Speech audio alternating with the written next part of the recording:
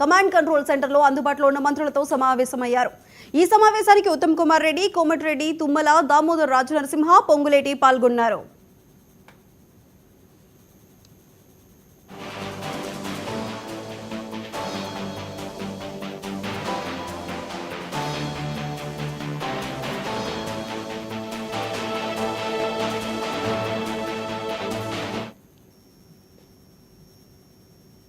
HCU భూముల వివాదం నేపథ్యంలో సీఎం రేవంత్ అత్యవసరంగా మంత్రులతో సమావేశమయ్యారు. కమాండ్ కంట్రోల్ సెంటర్లో అందుబాటులో ఉన్న మంత్రులతో సమావేశమయ్యారు. ఈ సమావేశానికి ఉత్తమ్ కుమార్ రెడ్డి, కోమటిరెడ్డి, తుమ్మల, దామోదర్ రాజనరసింహ, పొంగులేటి పాల్గొన్నారు.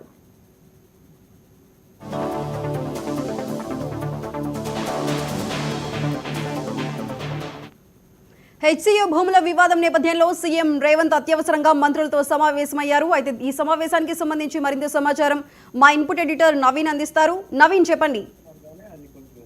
కొద్దిసేపటి క్రితమే కమాండ్ కంట్రోల్ సెంటర్ లో ఇటు హైదరాబాద్ లో అందుబాటులో ఉన్నటువంటి మంత్రులతోటి సీఎం రేవంత్ రెడ్డి కూడా సమావేశమయ్యారు. ముఖ్యంగా హెచ్సియు భూములకు సంబంధించినటువంటి అంశాలపైన కూడా వారు చర్చించేటువంటి అవకాశం కనిపిస్తుంది. ఎందుకంటే హెచ్సియు సంబంధించినటువంటి ఇష్యూ ఇప్పటికే పెద్ద ఎత్తున కూడా కొనసాగుతుంది. ఒకవైపు బీజేపీతో పాటు ఇంకా అనేక పార్టీకి సంబంధించినటువంటి నేతలు కూడా పెద్ద ఎత్తున ఆందోళన కూడా చేస్తున్నటువంటి పరిస్థితి నెలకొంది. అయితే ఈ హెచ్సియు భూములకు సంబంధించినటువంటి వ్యవహారంపై ఈ మంత్రులతో కూడా సమీక్షించాలని చెప్పేసి కూడా నిర్ణయం కూడా తీసుకోవడం జరిగింది. కాబట్టి కొద్దిసేపటి క్రితమే రేవంత్ రెడ్డి కూడా అందుబాటులో ఉన్నటువంటి మంత్రులు ఉత్తమ్ కుమార్ రెడ్డితో పాటు ఈ కోమటిరెడ్డి వెంకరెడ్డి, ఇటు దామోదర్ రాజనరసింహ తోటి ఈ యొక్క సమావేశం కూడా ఏర్పాటు చేయడం జరిగింది. ఇటు పరిస్థితుల్లో వచ్చేటువంటి ఆరోపణలు ఏవైతే ఇటు పొంగులేటి శ్రీనివాసరెడ్డి కూడా ఈ యొక్క సమావేశం కూడా హాజరయ్యారు. దాంతోపాటు వచ్చేటువంటి ఆరోపణలు ఇప్పటికే ఈ భూములకు సంబంధించిన వ్యవహారాలపై చర్చించడం జరిగింది.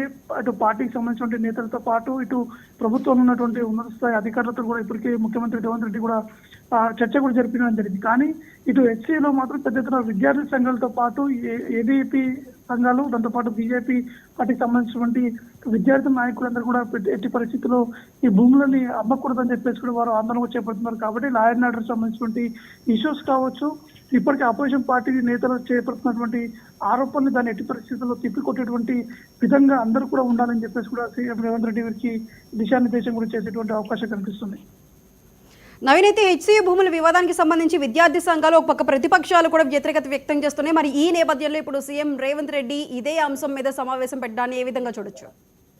ఖచ్చితంగా అంటే ఈ ఇష్యూ అనేది ఇటు నేషనల్ వైడ్ గా కూడా పెద్ద ఎత్తున సమస్యగా మారుతున్నటువంటి నేపథ్యంలో ఇవన్నీ అంశాలపై ఖచ్చితంగా క్లారిటీ ఇచ్చేటువంటి విధంగా కూడా అందరూ ఉండాలి. దీనిపై ఖచ్చితంగా అవగాహన కూడా పెంచుకోవాలని చెప్పేసి కూడా ఇప్పటికే రేవంత్ రెడ్డి కూడా ఈ అంశాన్ని కూడా ఇటు అందుబాటులో ఉన్నటువంటి మంత్రులు కూడా చెప్పడం జరిగింది. నిన్న కొంతమంది మంత్రులతో కూడా రేవంత్ రెడ్డి మాట్లాడడం జరిగింది. ఈ హెచ్సియు సంబంధించినటువంటి భూములకు సంబంధించిన విషయాలపై అంటే ఈ కమాండ్ కంట్రోల్ జరుగుతున్నటువంటి ఈ సమావేశం చాలా కీలకమైనటువంటి సమావేశం అని చెప్పుకోవచ్చు. ఎందుకంటే నిన్న ప్రభుత్వం నుంచి కూడా ఒక లేఖ కూడా విడుదల చేయడం జరిగింది నిన్న ఉదయం. దాని తర్వాత మళ్ళీ సాయంత్రం కూడా ఈ భూములకు సంబంధించినటువంటి పూర్తి స్థాయిలో డీటెయిల్స్ ను కూడా ఇటు ప్రభుత్వం కూడా విడుదల చేసేటువంటి పరిస్థితి కనిపిస్తుంది. మరోవైపు బీజేపీ పార్టీకి సంబంధించినటువంటి ఎంపీలు కావచ్చు, కేంద్ర మంత్రులు కావచ్చు, ఈ హెచ్సియు భూములను ఏ విధంగా అమ్ముతారు, ఇది అమ్మడం అనేది సరికాదని చెప్పేసి కూడా ఒకవైపు బీఆర్ఎస్ తో పాటు ఇంకా అనేక పార్టీకి సంబంధించిన నేతలు కూడా చెప్పడం జరుగుతుంది. ఎందుకంటే నిన్న హెచ్సియు సంబంధించిన విద్యార్థులు కూడా ఇటు కేటీఆర్ కూడా కలవడం జరిగింది. ఈ అన్ని అంశాన్ని కూడా పరిగణన తీసుకొని రాష్ట్రంలో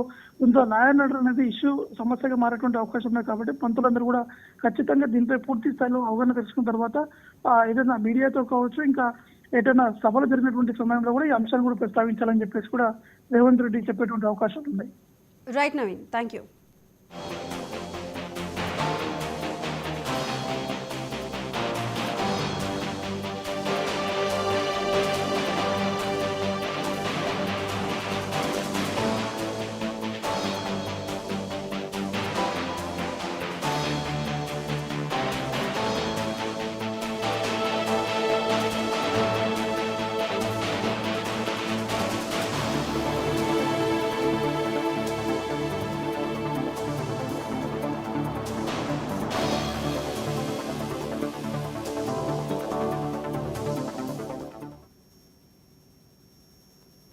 హెచ్సియు భూములపై విద్యార్థుల ఆందోళనలు కొనసాగుతున్నాయి. ప్రభుత్వ వైఖరికి నిరసనగా విద్యార్థులు ఇవాళ యూనివర్సిటీ బంద్కు పిలుపునిచ్చారు.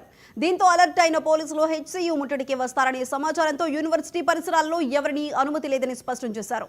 వర్సిటీ భూములను పరిశీలించేందుకు యత్నించిన బీజేపీ ఎమ్మెల్యేలను పోలీసులు హౌస్ అరెస్ట్ చేశారు. కాగా హెచ్సియు వద్ద భారీగా పోలీసులు మోహరించారు.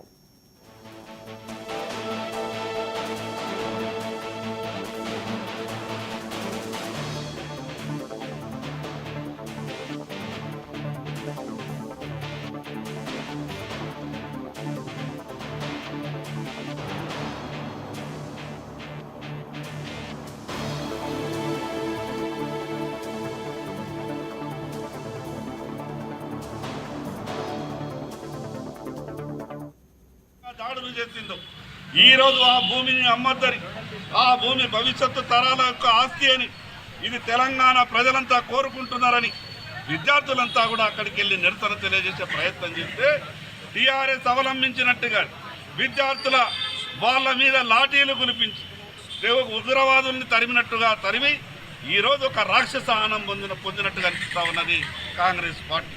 అందుకే ఈ ప్రభుత్వాన్ని హెచ్చరిస్తా ఉన్నాం, మీరు ఏదైతే ఆ భూములు అమ్ముదామని మీరు చేస్తున్నటువంటి ప్రయత్నాన్ని వెంటనే విరమించుకోండి.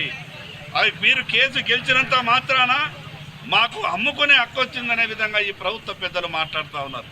కేసు గెలిస్తే గెలిచిన భూమి అంతా కూడా గెలిచిన కేసుల ఆస్తులన్నీ కూడా ఈ రకంగానే అమ్ముతారా? ఇది మంచి పద్ధతి కాదు. ప్రభుత్వం వెంటనే బేషరతుగా ఆ యొక్క 400 ఎకరాల భూమిని అమ్మేటటువంటి ఆలోచన ఏదైతే ఉన్నదో దాన్ని విరమించుకోవాలా. ఆ యొక్క ఆలోచనని ప్రభుత్వం విరమించే వరకు భారతీయ జనతా పార్టీ పోరాటం చేస్తుంది. ఏ రకంగానైతే విద్యార్థుల మీద దాష్టికంగా దాడులు చేసిందో ఈరోజు ఆ భూమిని అమ్మద్దని, ఆ భూమి భవిష్యత్తు తరాల యొక్క ఆస్తి అని, ఇది తెలంగాణ ప్రజలంతా కోరుకుంటున్నారని విద్యార్థులంతా కూడా అక్కడికి వెళ్ళి నిరసన తెలియజేసే ప్రయత్నం చేస్తే టీఆర్ఎస్ అవలంబించినట్టుగా విద్యార్థుల వాళ్ళ మీద లాఠీలు కులిపించి ఉగ్రవాదుల్ని తరిమినట్టుగా తరిమి హైదరాబాద్ సెంట్రల్ యూనివర్సిటీ